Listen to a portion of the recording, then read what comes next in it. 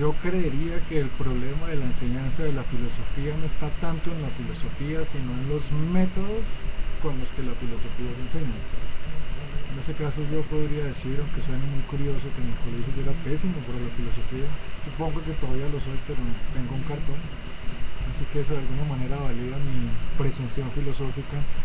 Pero yo creo que realmente la filosofía tiene muchos matices, muchas maneras de abordarse, muchas formas de hacerse. Y entonces no creo que realmente la filosofía termine por ser algo aburrido per se. Yo creo que realmente el problema está en que, y lo voy a referir específicamente a los colegios, en que uno tiene que buscar estrategias como profesor que le permita acercarse a los alumnos en el lenguaje en que ellos hablan. Creo que sería bastante complejo que nosotros como profesores de filosofía sigamos considerando que los metalenguajes y los lenguajes elaborados son la verdadera situación de la filosofía.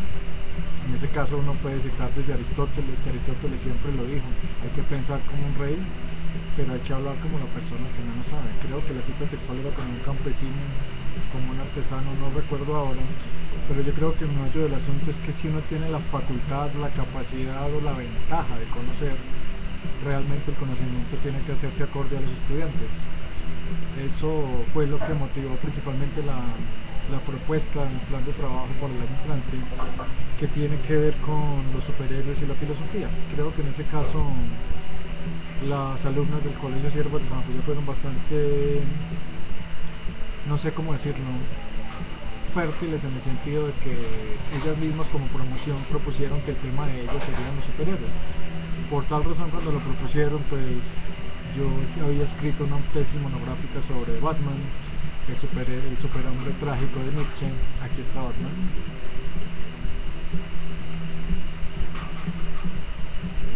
Y yo pensaría que en esa óptica siempre termina siendo bastante enriquecedor el hecho de que podamos hablar de la filosofía desde personajes, desde películas, desde el imaginario que las alumnas de alguna manera tienen.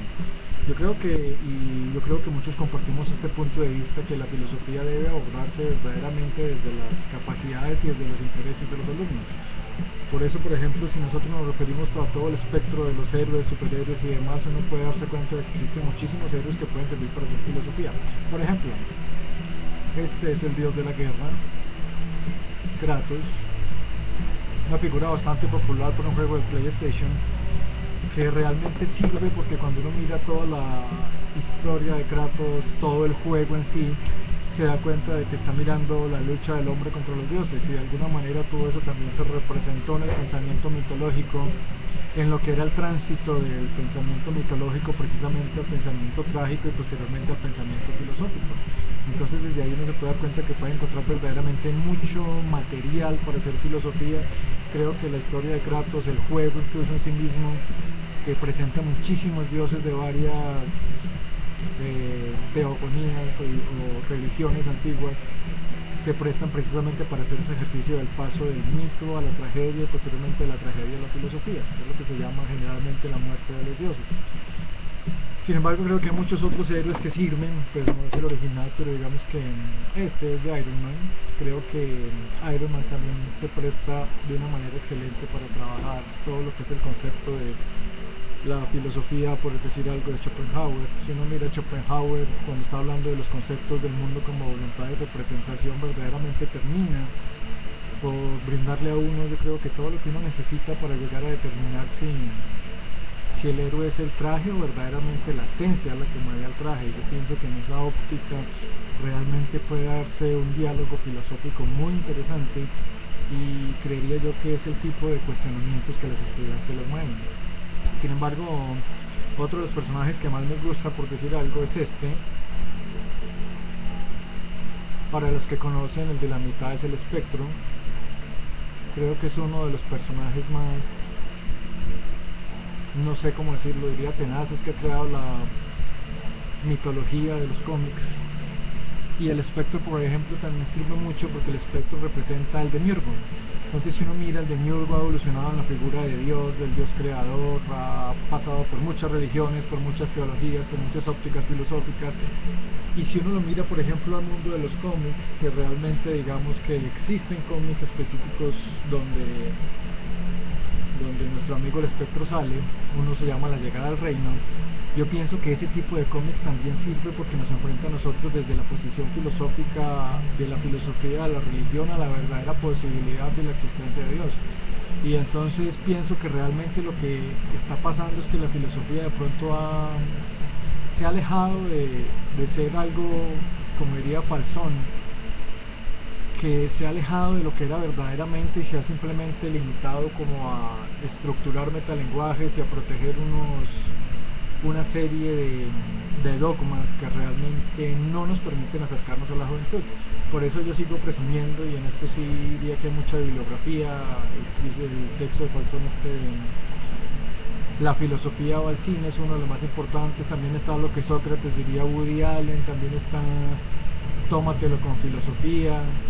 Creo que son varios libros que le enseñan a uno que desde el cine es mucho más fácil hacer filosofía, especialmente cuando uno busca películas o géneros que de alguna manera incluyen a las personas a las que uno le va a enseñar. Sin embargo, el favorito mío es Batman. Esta es la evolución de Batman, este es el Batman original que ya lo habíamos visto. Diría yo que este Batman original se pasa más o menos a este tipo de Batman, que es un Batman bastante más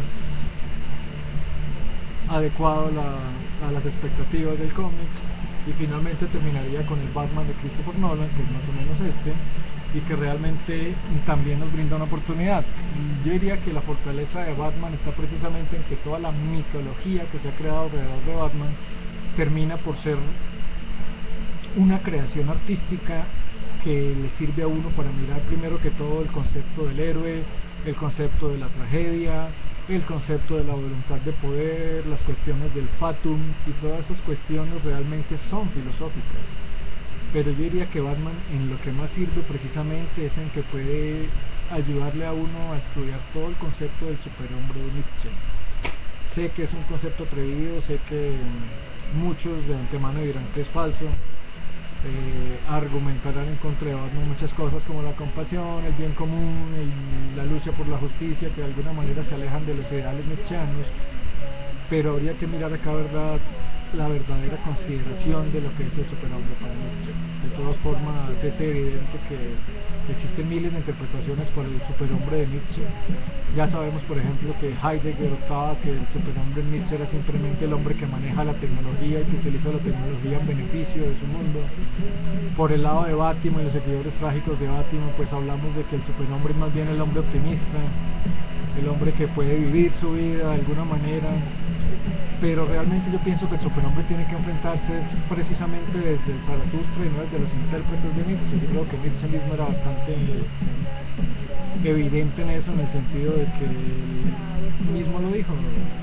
Él no aspiraba a tener seguidores, aspiraba a tener compañeros, y los compañeros de alguna manera siempre pueden opinar, poner su voz, su voto, y desde esa óptica yo creo que el superhombre de Nietzsche realmente podría funcionar con el concepto de Batman, pero eso es algo que desarrollaremos más adelante con mayor tiempo. Creo que es todo lo que tenía que decir sobre el plan de estudio del año entrante de los estudiantes del Colegio Cervantes de San José, y más o menos la óptica en que se va a realizar. Creo que funcionará. Y de todas maneras, pues diría que el trabajo grande va a estar en Batman, a pesar de que tenemos otras opciones de